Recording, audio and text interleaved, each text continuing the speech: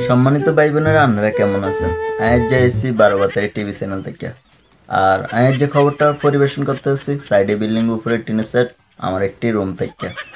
শুরুতে বিস্তারিত জানাচ্ছি। গতকাল ছাত্রদলের ছাত্রলীগের নেতা সাংগঠনিক সম্পাদক মোহাম্মদ আলী হোসেনের সাথে আমার দেখা হয়েছে।